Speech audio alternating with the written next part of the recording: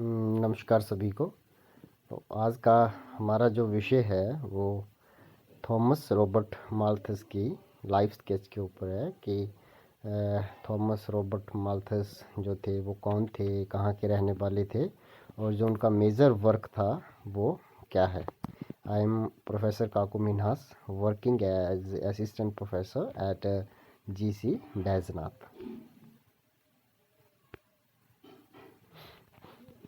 प्रसिद्ध अर्थशास्त्री Thomas Robert Malthus सर्वप्रथम ऐसे अर्थशास्त्री थे जिन्होंने संसार का ध्यान आर्थिक व सामाजिक समस्याओं की ओर आकर्षित किया। उनका जनसंख्या संबंधी सिद्धांत एक महत्वपूर्ण सिद्धांत है। जो थॉमस रॉबर्ट माल्थस थे, इनको ही जनसांख्यिकी का पिता माना जाता है। He is also known as the father of demography. जनसंख्या निवारण संबंधी उनके इस सिद्धांत ने जनसंख्या नियंत्रण पर अपने मौलिक विचार रखे। यद्यपि उनके इस सिद्धांत की सत्यता और असत्यता पर काफ़ी विवाद है, तथापि जनसंख्या को एक सिद्धांत के रूप में सर्वप्रथम माल्थस ने ही प्रस्तुत किया था।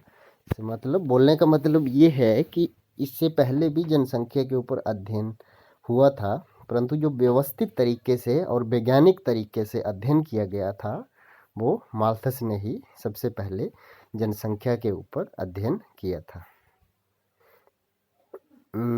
अब लाइफ स्केच देख लेते हैं इनका। थॉमस रॉबर्ट माल्थस का जन्म 1766 ईस्वी में इंग्लैंड के राक्री नामक स्थान में हुआ था। उनके पिता थॉमस डैनियल माल्थस पेशे से एक वकील थे। माल्थस ने अपनी शिक्षा कैम्ब्रिज विश्वविद्यालय से पूर्ण की। सन 1791 में उन्होंने MA की पढ़ाई पूर्ण की। सन 1798 में 1798 में माल्थस के निबंध an essay on the principle of population, is it affected the future improvement on the society ने काफ़ी प्रसिद्धि पाई। ये इनकी मुख्य पुस्तक है, किताब है जो इन्होंने जनसंख्या के ऊपर लिखी थी। An essay on the principle of population, is it affected the future improvement on the society.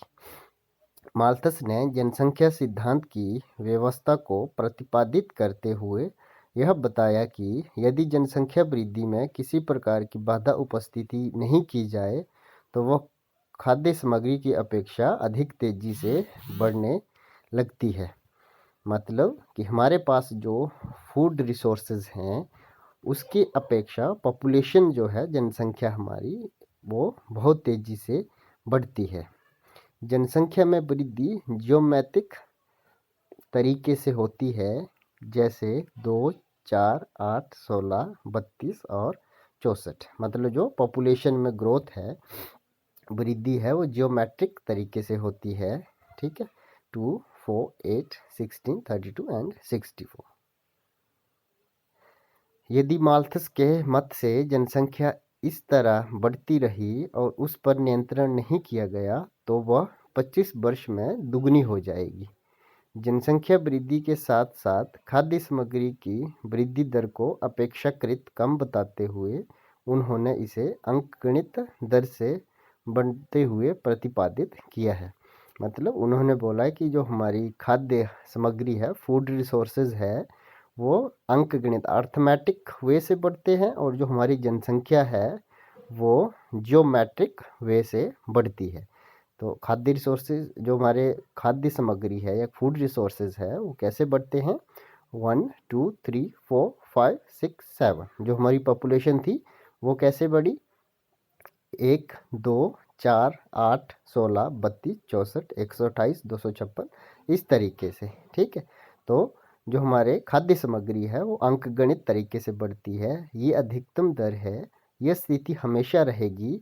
ऐसी स्थिति में देश में बेकारी, भूखमरी, भ्रष्टाचार, बीमारी आदि का बोलबाला होगा। देश की अर्थव्यवस्था चौपट हो जाएगी।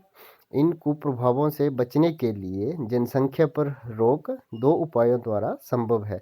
अब माल्थस ने आगे क्या बताया कि जनसंख्या को रोका कैसे जा सकता है। ठीक है, चेक, जो हमारे पॉपुलेशन चेक होते हैं, कौन कौन से लगते हैं। ठीक है, तो माल्थस ने मुख्य तरीके से 2 उपाय बताए हैं कि 2 तरीके से जनसंख्या को रोका जा सकता है। इन प्रतिबंधन उपायों में नैतिक संयम को जरूरी माना है। गर्भ विरोधी उपाय करने को उन्होंने दुष्कर्म और पाप माना है। प्राकृतिक उपाय ही जनसंख्या वृद्धि पर रोक लगा सकते हैं। उनके सिद्धांतों को संकुचित मानते हुए कई विद्वानों ने इस पर अपने विचार दिए हैं। माल्थस का मूल्य संबंधी सिद्धांत यह स्पष्ट करता है कि किसी वस्तु का मूल्य उसकी मांग और पूर्ति द्वारा निर्धारित होता है। नेक्स्ट कंक्लूजन आता है कि आर्थिक विचारधारा के विकास में माल्थस का जनसंख्या सिद्धांत एक बहुत बड़ी देन है। सर्वप्रथम उन्होंने जनसंख्या की समस्या पर ध्यान दिया तथा अर्थशास्त्र को जनसंख्या का एक वैज्ञानिक सिद्धांत दिया। इस सिद्धांत के द्वारा उन्होंने समाजशास्त्र के अधिक विकास का मार्ग भी प्रस्तुत किया और सांख्यिकी के विकास में भी अपना योगदान दिया। जनसंख्या को व्यापक तथा वैज्ञानिक रूप से प्रस्तुत करने वाले वो प्रथम व्यक्ति थे। ऐसी ख्यातिप्राप्त अर्थशास्त्री ने सन 1834 में अपनी अंतिम सांस ली। तो ये ब्रीफ था रॉबर्ट माल्थस के बारे में कि उन्होंने मुख्य किस पर कार्य किया था और उनका जन्म और मृत्यु कब हुई थी। नेक्स्ट लेक्चर में हम करेंगे इनकी मेन सिद्धांत की, जनसंख्या का मुख्य सिद्धांत क्या है। तो थैंक यू सो मच, धन्यवाद।